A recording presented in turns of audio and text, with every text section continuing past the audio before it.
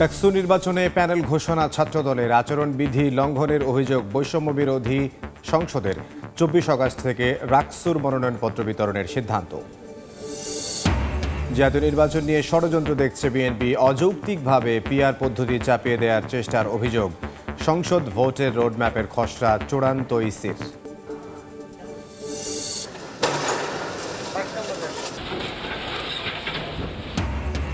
গড়িয়ে দেয়া হলো সাবেক প্রতিমন্ত্রী নসরুল হামিদের বাংলো বাড়ি। কেরানীগঞ্জে বুড়িগঙ্গা তীর দখল করে তৈরি অবৈধ স্থাপনা উচ্ছেদে বিআইডব্লিউটি এর অভিযান। চক্রের ভয়াল থাবায় ক্ষতবিক্ষত সিলেটের শাহ আরেফিন টিলাও। প্রশাসনের দলগত গাফিলতি দেখছেন পরিবেশবিদরা, দায় এড়াতে পারে না অর্ধ ডজন মন্ত্রণালয়ও। এবং তিস্তা নদীর উপর মৌলানা ভাসানী সেতুর উদ্বোধন, গাইবান্ধা কুড়িগ্রাম সরাসরি সড়ক যোগাযোগ শুরু, স্থানীয়দের উচ্ছ্বাস।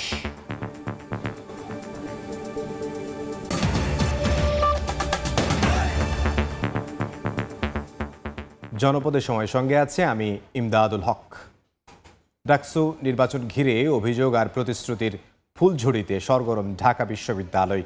মনোনয়নপত্র জমার শেষ দিনে আবিদ হামিমকে ভিপিজিএস মনোনীত করে ডাকসু নির্বাচনের প্যানেল ঘোষণা করেছে ছাত্রদল। তাদের এক প্রার্থীর বিরুদ্ধে আচরণবিধি লঙ্ঘনের অভিযোগ তুলেছে বৈষম্য বিরোধী শিক্ষার্থী সংসদ। এদিকে প্রকাশনা সম্পাদক পদে জুলাই আন্দোলনে আহত স্বতন্ত্র প্রার্থী তন্নিকে সমর্থন দিয়েছে ছাত্রদল সহ 5টি সংগঠন। ঢাকা বিশ্ববিদ্যালয় কেন্দ্রীয় ছাত্র সংসদ ডাকসু ও হল সংসদে প্রতিদ্বন্দ্বিতার জন্য মনোনয়ন ফরম জমা দেওয়ার শেষ দিনে নবাব নওয়াব আলী চৌধুরী সিনেট ভবনে প্রার্থীদের ভিড়। বুধবার সকাল থেকেই স্বতন্ত্র সহ বিভিন্ন প্যানেলের অনেক প্রার্থী মনোনয়ন ফরম জমা দেন। নারী শিক্ষার্থীদের নিরাপত্তা, পরিবেশ বান্ধব ক্যাম্পাস বিনির্মাণ সহ নানা প্রতিশ্রুতি তাদের।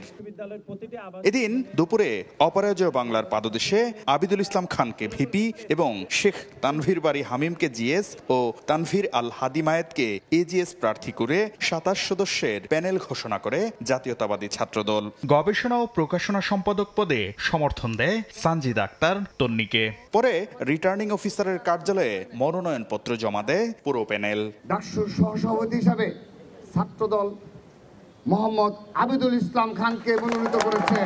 জিএস সাধারণ সম্পাদক হিসাবে শেখ তানভীর বাড়ি হামিমকে নির্বাচিত করেছে। রক্ত দিয়ে এই অঙ্গীকার ধরে রেখেছিল, আজকে তাদের এই রক্তের বিনিময়ে অপরাজয় বাংলার পাদদেশে দাঁড়িয়ে একটি গণতান্ত্রিক বাংলাদেশ বিনির্মাণের সূচনা শুরু হয়েছে। মনোনয়ন ফরম জমা দেয় গণতান্ত্রিক ছাত্র সংসদ সমর্থিত প্যানেল বৈষম্য বিরোধী শিক্ষার্থী সংসদ। পরে ঢাকা বিশ্ববিদ্যালয়ের কেন্দ্রীয় লাইব্রেরির সামনে ঘোষণা করা হয় পূর্ণাঙ্গ প্যানেল। ছাত্রদলের জিএস প্রার্থীর বিরুদ্ধে আচরণবিধি লঙ্ঘনের অভিযোগ আনেন গণতান্ত্রিক ছাত্র সংসদ সমর্থিত জিএস প্রার্থী। একজন প্রার্থী তার শুরুটাই করেছেন আচরণবিধি লঙ্ঘন করে।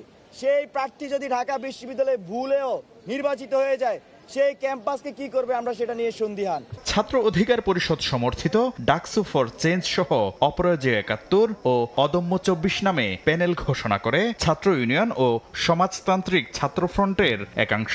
এছাড়া স্বতন্ত্র প্যানেলের ওমামা ফাতেমা সহ বেশ কয়েকজন পরিচিত মুখও মনোনয়ন ফরম জমা দেন। ঢাকা বিশ্ববিদ্যালয়ের নানানবিধ সমস্যাকে যাতে আমরা এই প্যানেলের মধ্য দিয়ে অ্যাড্রেস করতে পারি এবং সাধারণ শিক্ষার্থীদের জন্য যাতে একটি আলোকবর্তিকা আমরা হয়ে উঠতে পারি।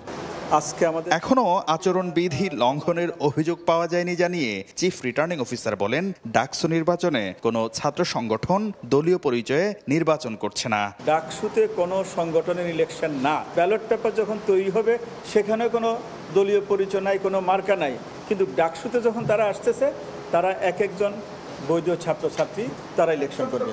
এদিকে জামাল উদ্দিন খালিদ ও মাহিন সরকারের নেতৃত্বে স্বতন্ত্র প্যানেল ঘোষণা করা হয়। প্যানেল ঘোষণা উপলক্ষে শাকির আহমেদ, সময় সংবাদ, ঢাকা। রাজশাহী বিশ্ববিদ্যালয়ের ছাত্র সংসদ নির্বাচনের ধোঁয়াশা কাটল। মনোনয়নপত্র বিতরণ কার্যক্রমে নিষেধাজ্ঞা প্রত্যাহার করা হয়েছে। রাকসুর দায়িত্বপ্রাপ্ত শিক্ষকরা জানান, আগামী 24, 25 ও 26 আগস্ট মনোনয়নপত্র বিতরণ কার্যক্রম চলবে। নির্ধারিত সময়ে অনুষ্ঠিত হবে নির্বাচন। দীর্ঘ ৩৬ বছর পর তফসিল ঘোষণা করা হয় রাজশাহী বিশ্ববিদ্যালয় ছাত্র সংসদ নির্বাচনের। তফসিল অনুযায়ী বুধবার সকাল থেকে রাকসু, হল সংসদ ও সিনেটে ছাত্র প্রতিনিধি নির্বাচনের মনোনয়নপত্র বিতরণ কার্যক্রম শুরুর কথা, কিন্তু তা বন্ধের নোটিশ দেয় কর্তৃপক্ষ। মঙ্গলবার রাতে জরুরি বিজ্ঞপ্তির মাধ্যমে দেয়া নোটিশে উল্লেখ করা হয় অনিবার্য কারণবশত বন্ধ থাকবে রাকসু, হল সংসদ ও সিনেট ছাত্র প্রতিনিধি নির্বাচনের মনোনয়নপত্র বিতরণ কার্যক্রম। এমন সিদ্ধান্তে রাকসু নির্বাচন নিয়ে সংশয় প্রকাশ করেন শিক্ষার্থী ও ছাত্র সংগঠনগুলো। তবে বিকেলে রাকসুর দায়িত্বপ্রাপ্ত শিক্ষকরা বৈঠক শেষে জানান, আগামী 24, 25 ও 26 আগস্ট মনোনয়নপত্র বিতরণ কার্যক্রম চলবে। নির্ধারিত সময়ে অনুষ্ঠিত হবে ভোট। মানুষের মনে সন্দেহ অথবা ভিন্ন কিছু মানুষ ভাবতেই পারে এমন কোনো পরিস্থিতি তৈরি হলে সেটা নির্বাচন কমিশন দৃঢ়ভাবে লজিস্টিক সাপোর্ট রয়েছে এবং নির্বাচন কমিশন সেভাবে তৎপর রয়েছে। নির্ধারিত সময়ে রাকসু, হল সংসদ ও সিনেট নির্বাচন করার দাবি জানিয়েছেন ছাত্র সংগঠনগুলো। ছাত্রদল অবশ্যই রাকসু নির্বাচন করবে, সকল নির্বাচনে অংশগ্রহণ করবে, উৎসবমুখর হবে। অংশগ্রহণমূলক একটা প্রতিযোগিতামূলক একটা সফল রাকসু আমরা আশা করি আর কি। সেপ্টেম্বর যে রাকসু হওয়ার কথা, আমরা চাই সে টাইমের মধ্যে ওনারা যেন রাকসুটা কার্যকর করতে পারে। এ পর্যন্ত মোট 14 বার রাকসু নির্বাচন অনুষ্ঠিত হয়। সবশেষ নির্বাচন হয়েছে 1989 সালে। সাইফুর রহমান রকি, সময় সংবাদ, রাজশাহী। জাতীয় নির্বাচন নিয়ে ষড়যন্ত্র দেখছে বিএনপি। এখনও গণতন্ত্র পুনরুদ্ধার সম্ভব হয়নি মন্তব্য করে নেতারা বলছেন, জনগণের উপর অযৌক্তিকভাবে পিআর পদ্ধতি চাপিয়ে দেওয়ার চেষ্টা হচ্ছে। বিষয়টি নিয়ে জবরদস্তি হলে নির্বাচন বাধাগ্রস্ত হবে বলেও মত তাদের। 1 সেপ্টেম্বর প্রতিষ্ঠা বার্ষিকী উপলক্ষে সপ্তাহব্যাপী নানা কর্মসূচির ঘোষণা করেছে বিএনপি। স্বাধীনতার ঘোষক হিসাবে 1 সেপ্টেম্বর বাংলাদেশ জাতীয়তাবাদী দল বিএনপির 47তম প্রতিষ্ঠাবার্ষিকী। এই উপলক্ষে নয়াপল্টনে দলটির কেন্দ্রীয় কার্যালয়ে যৌথ সভা করেন নেতারা। পরে সংবাদ সম্মেলন করেন তারা। বিএনপির সিনিয়র যুগ্ম মহাসচিব রুহুল কবির রিজভী বলেন, শহীদ রাষ্ট্রপতি জিয়াউর রহমানকে দেশি বিদেশি ষড়যন্ত্রে হত্যা করা হয়েছিল। এখনও গণতন্ত্র পুনরুদ্ধার সম্ভব হয়নি মন্তব্য করে তিনি বলেন, নির্বাচন নিয়ে নানা ধরনের ষড়যন্ত্র চলছে। গণতন্ত্র এখনো পুনরুদ্ধার হয়নি। আমাদের সেই গণতন্ত্রকে পুনরুদ্ধারের জন্য আরও আমাদেরকে হয়তো বিপদ সংকুল পথ অতিক্রম করতে হবে। আমাদের অবাধ সুষ্ঠু নির্বাচন এখনো নিশ্চিত হয়নি। নানা ধরনের আমরা চক্রান্তের কথা শুনি, নানা ধরনের মাস্টার প্ল্যানের কথা শুনি। বিএনপির স্থায়ী কমিটির সদস্য নজরুল ইসলাম খান বলেন, জনগণের মতামত না নিয়েই অযৌক্তিকভাবে পিআর পদ্ধতি চাপিয়ে দেওয়ার চেষ্টা হচ্ছে। পিআর নিয়ে জবরদস্তি হলে নির্বাচন বাধাগ্রস্ত হবে বলেও মত তার। জনগণ এই সম্পর্কে কোনো কিছুই জানতে পারে নাই। জনগণের কাছে কেউ এই বিষয়টা পরিষ্কার করে নাই, অথচ জনগণের উপর আমরা চাপিয়ে দিতে চাচ্ছি একটা নতুন পদ্ধতি। এই নিয়ে যখন ইনসিস্ট করা হয় তখন তো সন্দেহ করাই যায় আর কি, যে এটা একটা অযৌক্তিক চেষ্টা, যেটা অনিবার্য পরিণতি হতে পারে নির্বাচন অনুষ্ঠানের ক্ষেত্রে। এর আগে দলটির প্রতিষ্ঠাবার্ষিকী উপলক্ষে সপ্তাহব্যাপী কর্মসূচি ঘোষণা করেন নজরুল ইসলাম খান। 31 আগস্ট ঢাকার ইঞ্জিনিয়ার্স ইনস্টিটিউটে আলোচনা সভা। 1 সেপ্টেম্বর বেলা 11টায় বিএনপির প্রতিষ্ঠাতা মহান স্বাধীনতার ঘোষক শহীদ রাষ্ট্রপতি জিয়াউর রহমান বীরোত্তমের মাজার জিয়ারত করবেন। 2 সেপ্টেম্বর হবে কেন্দ্রীয় র্যালি এবং 3 সেপ্টেম্বর দেশের সকল উপজেলা এবং পৌর এলাকায় আলোচনা সভা এবং র্যালি অনুষ্ঠিত হবে। নির্বাচন ও সার্বিক পরিস্থিতিতে কোনো পক্ষ কৃত্রিম সংকট তৈরি করছে কিনা তা নিয়েও প্রশ্ন রাখেন বিএনপি নেতারা। কোনোটা তৈরি করা হয়, কোনোটা আহমেদ সালেহিন, সময় সংবাদ, ঢাকা। 24টি গুরুত্বপূর্ণ ক্ষেত্রে কাজ নির্ধারণ করে জাতীয় সংসদ নির্বাচনের রোড ম্যাপের খসড়া চূড়ান্ত করা হয়েছে। নির্বাচন কমিশন অনুমোদন দিলেই প্রকাশ করা হবে। আগামী 10 সেপ্টেম্বর ভোট কেন্দ্রের খসড়া তালিকা প্রকাশ করা হবে বলে জানিয়েছে ইসি সচিবালয়। ত্রয়োদশ জাতীয় সংসদ নির্বাচন উপলক্ষে তফসিল ঘোষণার আগ পর্যন্ত বিভিন্ন কার্যক্রম গ্রহণের কর্মপরিকল্পনা হাতে নিয়েছে নির্বাচন কমিশন। এর মধ্যে ভোটার তালিকা হালনাগাদ, রাজনৈতিক দল, সুশীল সমাজের প্রতিনিধি সহ অংশীজনদের সঙ্গে সংলাপ, তফসিল ঘোষণার আগে সম্পূরক ভোটার তালিকা প্রকাশ, রাজনৈতিক দলের নিবন্ধন, ব্যালট বক্স ও নির্বাচনী সরঞ্জামাদি ব্যবহার উপযোগীকরণে কমিটি গঠন করেছে ইসি। এদিকে মেয়াদোত্তীর্ণ পাসপোর্টধারীরাও ভোটার হওয়ার সুযোগ পাবেন, এমন সুযোগ রেখে পরিপত্র জারি করেছে ইসি। তবে ভুয়া বাংলাদেশি পাসপোর্টধারীদের বিষয়ে সজাগ থাকার পরামর্শ দিয়েছে কমিশন।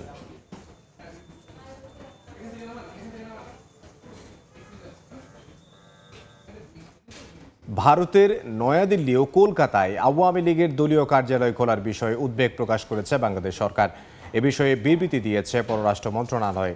বিবৃতিতে বলা হয়, প্রতিবেশী রাষ্ট্রে বসে মানবতা বিরোধী অপরাধের দায়ে অভিযুক্ত পলাতক আসামিরা বাংলাদেশের সার্বভৌমত্বের বিরুদ্ধে ষড়যন্ত্রমূলক তৎপরতা চালিয়ে আসছে। এতে দুদেশের বন্ধুত্বপূর্ণ সম্পর্ক ক্ষতিগ্রস্ত হওয়ার আশঙ্কা রয়েছে। এ ধরনের কার্যক্রমকে সমর্থন না দিয়ে অবিলম্বে আওয়ামী লীগের অফিসগুলো বন্ধ করতে ভারত সরকারকে অনুরোধ করেছে বাংলাদেশ।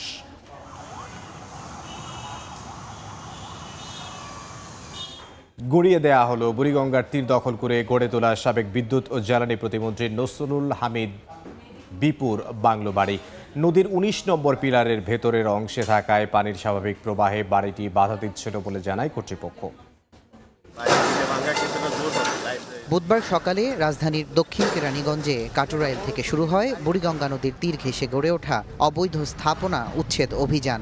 এর অংশ হিসেবে উচ্ছেদ করা হয় ২ একর জায়গা জুড়ে থাকা সাবেক বিদ্যুৎ ও জ্বালানি প্রতিমন্ত্রী নসরুল হামিদ বিপুর বাংলো বাড়ি। বুড়িগঙ্গার ১৯ নম্বর পিলারের ভেতরের অংশে থাকায় নদীর স্বাভাবিক প্রবাহে বাড়িটি বাধা দিচ্ছিল বলে জানায় কর্তৃপক্ষ। এর আগে ২০০৯ সালে জনস্বার্থে দায়ের করা এক রিটের আদেশে নদীর জায়গা দখল করে গড়ে ওঠা স্থাপনা উচ্ছেদের নির্দেশ দিয়েছিলেন হাইকোর্ট। বিআইডব্লিউটিএ জানায়, বিগত আমলে এসব অবৈধ স্থাপনা উচ্ছেদের চেষ্টা করা হলেও তা সফল হয়নি। সীমানা পিলারের অভ্যন্তরে এই যে নসরুল আহমেদ বিপু, আমি যার নাম শুনেছি, তো ইনি এই বাংলোটা নির্মাণ করেছেন। এটা সম্পূর্ণ নদীর জায়গার উপর। সরকারের নির্দেশনা মাননীয় নৌপরিবহন উপদেষ্টা মহোদয়, আমাদের বিআইডব্লিউটির চেয়ারম্যান মহোদয় এবং আমাদের বন্দর বিভাগের পরিচালক মহোদয়ের নির্দেশনার প্রেক্ষিতে যে এই কাটুরাইল মৌজায় আমাদের আজকের উচ্ছেদ অভিযান চলমান রয়েছে। পর্যায়ক্রমে কেরানীগঞ্জ দক্ষিণ থানার কাটুরাইল, হাসনাবাদ ও ধলেশ্বর মৌজায় অভিযান পরিচালনা করা হবে বলে জানায় বিআইডব্লিউটিএ। তুষার আহমেদ ইমন, সময় সংবাদ। পাশে লুট হয়েছে শাহ আরিফিন টিলার কোটি টাকার পাথরও। বিভিন্ন চক্রের ভয়াল থাবায় ক্ষতবিক্ষত রূপ এখন জায়গাটির।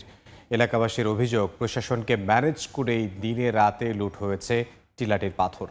প্রকাশ্যে বছরের পর বছর এই লুটপাটে কোটিপতি বনে গেছেন অনেকেই।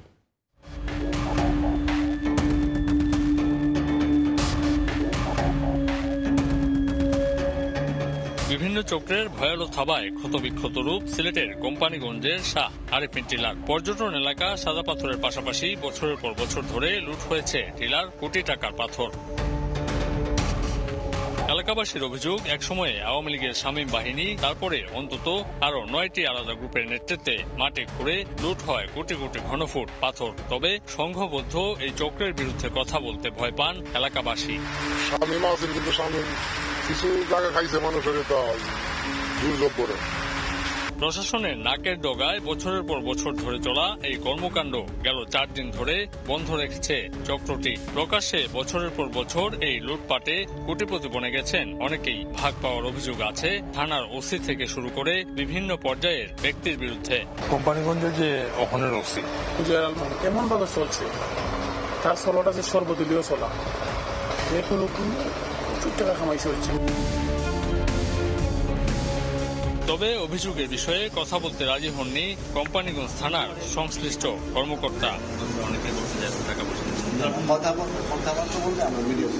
এদিকে বুধবার কোম্পানিগঞ্জ পরিদর্শনে গিয়ে লুটপাটের সঙ্গে জড়িতদের চিহ্নিত করে ব্যবস্থা নেওয়ার আশ্বাস দিয়েছেন বিভাগীয় কমিশনার। পুলিশের সীমাবদ্ধতা ছিল, বিজিবির সীমাবদ্ধতা ছিল, আনসারের সীমাবদ্ধতা ছিল, সবারই সীমাবদ্ধতা ছিল, জনবলের সীমাবদ্ধতা ছিল। সেই সীমাবদ্ধতাগুলো অতিক্রম করে এখন আমরা কনসার্টেড এফোর্ট নিয়ে সবাই মিলে সম্মিলিতভাবে আমরা কাজ করছি। আমরা মনে করি যে আমরা সফল হব। পর্যটন এলাকার বাইরে থানার কাছাকাছি এই টিলা থেকে প্রতি রাতে শতাধিক ট্রাকে করে সরিয়ে নেওয়া হতো পাথর। এখনো এলাকা জুড়ে স্তূপ করে রাখা হয়েছে অবৈধ উপায়ে উত্তোলন করা পাথর। আমিনুল ইসলাম, সময় সংবাদ, সিলেট। অবশেষে তিস্তার বুকে মাথা উঁচু করে দাঁড়ালো দীর্ঘ প্রতীক্ষিত মৌলানা ভাসানী সেতু। এক সুতোয় গাঁথল কুড়িগ্রাম ও গাইবান্ধা জেলাকে। দূরত্ব কমল 50 কিলোমিটার। স্থানীয়রা বলছেন, শুধু যোগাযোগই নয়, কৃষি অর্থনীতিতেও বড় ভূমিকা রাখবে এই সেতুটি।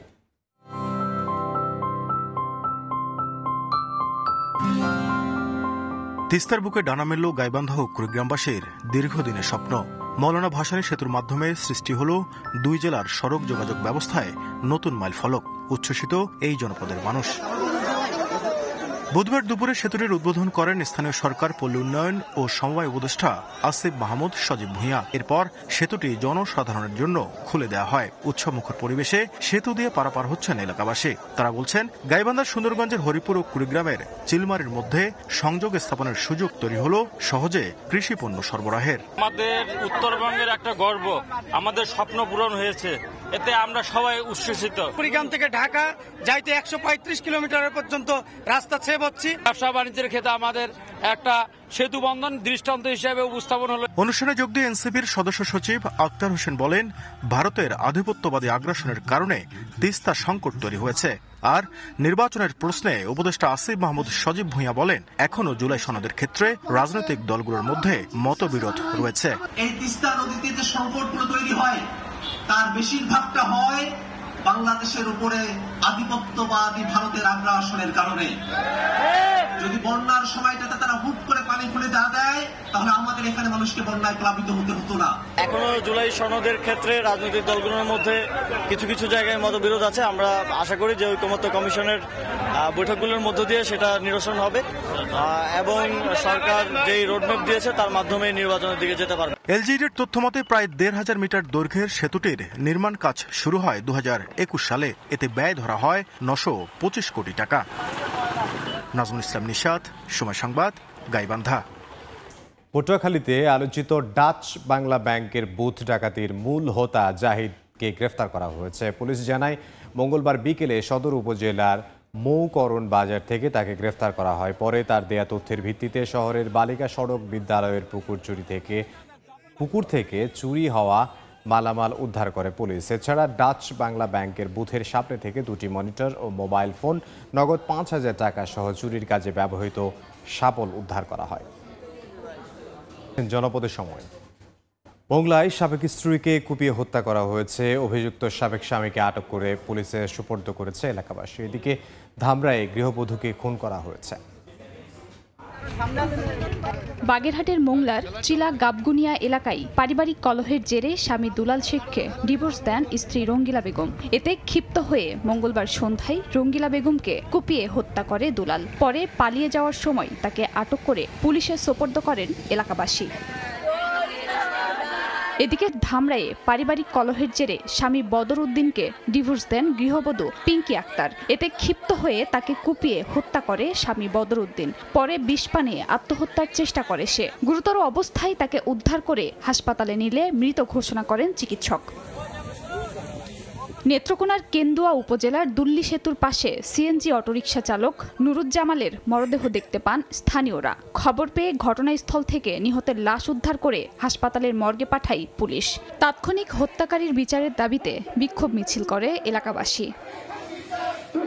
খাদিজা শপথের সময় কক্সবাজারের উখিয়ায় রোহিঙ্গা ক্যাম্পে চাকরি হারানো স্থানীয় শিক্ষকরা পুনর্বহালের দাবিতে কর্মসূচি পুলিশি বাধায় পণ্ড হয়ে গেছে। পুলিশের লাঠিচার্জে আহত হয়েছেন বেশ কয়েকজন। হেফাজতে নেওয়া হয়েছে ছাত্র প্রতিনিধি সহ বেশ কয়েকজন আন্দোলনকারীকেও। রোহিঙ্গা ক্যাম্পে চাকরি হারানো স্থানীয় শিক্ষকরা পুনর্বহালের দাবিতে কর্মসূচি পালন করছিলেন। বুধবার সকালে উখিয়ার ফলিয়াপাড়া মোড়ে 40 থেকে 50 জন শিক্ষক সড়কের পাশে অবস্থান নেন। এক পর্যায়ে পুলিশ এসে তাদের সরে যাওয়ার নির্দেশ দেন। অস্বীকৃতি জানালে তাদের লাঠিচার্জ করা হয়। এতে অন্তত 7 থেকে 8 জন শিক্ষক আহত হন। ঘটনাস্থল থেকে কয়েকজনকে হেফাজতে নেয় পুলিশ। আমাদের থেকে কিছু জিজ্ঞেস করে না, কিছু বলেও নাই, সরাসরি আমাদেরকে কি করছে, লাঠিচার্জ করতেছে। আমরা কারো ক্ষতি করি নাই, আমরা গাড়ি ভাঙচুর করি নাই, আমরা ধর্মঘট করি নাই, আমরা খুনও কিছু করি নাই। এনজিওর পক্ষে না হয়ে আমাদেরকে এরকম নির্যাতন করে আমরা কিছুতে মেনে নিব না। আপনারা কোন অধিকারে আমাদেরকে অ্যারেস্ট করেছেন? আহতদের উখিয়া উপজেলা স্বাস্থ্য কমপ্লেক্সে চিকিৎসা দেওয়া হচ্ছে। আহতদের দেখতে হাসপাতালে যান বৈষম্য বিরোধী ছাত্র আন্দোলনের নেত্রী জিনিয়া শারমিন রিয়া সহ বেশ কয়েকজন। সেখান থেকেও জিনিয়া সহ কয়েকজনকে হেফাজতে নেয় পুলিশ। আটকের খবর ছড়িয়ে পড়লে উখিয়া থানা ঘেরাও করেন আন্দোলনকারীরা। এ সময় ইট পাটকেল নিক্ষেপ করলে পুলিশের সঙ্গে ধাওয়া পাল্টা ধাওয়া হয়। ঘটনার পরপর থানা প্রাঙ্গণে যান বিএনপি, জামায়াত, এনসিপি, গণ অধিকার পরিষদ ও শিবির নেতারা, যেখানে দীর্ঘ বৈঠকের সর্বদলীয় সমন্বয় কমিটি গঠন করে আলোচনার পর ছেড়ে দেওয়া হয় তাদের। পুলিশ কনস্টেবল ওসি সহ জড়িত যে একটা ঘটনা ঘটিয়েছে এটার আমরা দৃষ্টান্তমূলক শাস্তি চাই। আন্তর্জাতিক সংস্থা, অনেক সংস্থার এখানে অনেক কর্মকর্তা এখানে কাজ করেন, তাদের নিরাপত্তার স্বার্থে জনদুর্ভোগ লাগবে। আমরা যারা সড়ক অবরোধ করেছে, গাড়ি বাধাগ্রস্ত করেছে, তাদেরকে হেফাজতে নিই। আমরা সর্বমোট 27 জনকে হেফাজতে নিয়েছিলাম। জুন মাসে অর্থ সংকটের কারণ দেখিয়ে রোহিঙ্গা ক্যাম্পে কর্মরত প্রায় 1250 জন স্থানীয় শিক্ষককে চাকরিচ্যুত করা হয়। সুজাউদ্দিন রুবেল, সময় সংবাদ, কক্সবাজার। জনপদের সময়ের শীর্ষ সংবাদগুলো জানিয়ে দিচ্ছে আরও একবার। ডাকসু নির্বাচনে প্যানেল ঘোষণা ছাত্রদলের আচরণবিধি লঙ্ঘনের অভিযোগ বৈষম্য বিরোধী সংসদের 24 আগস্ট থেকে ডাকসুর মনোনয়নপত্র বিতরণের সিদ্ধান্ত। জাতীয় নির্বাচন নিয়ে ষড়যন্ত্র দেখছে বিএনপি, অযৌক্তিকভাবে পিআর পদ্ধতি চাপিয়ে দেওয়ার চেষ্টার অভিযোগ। সংসদে ভোটের রোডম্যাপের খসড়া চূড়ান্ত ইসির।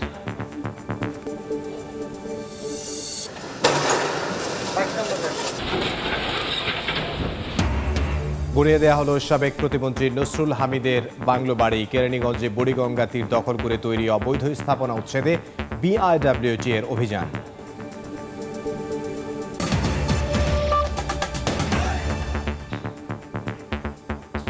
এই ছিল জনপদের সময়। সঙ্গে থাকুন সময়।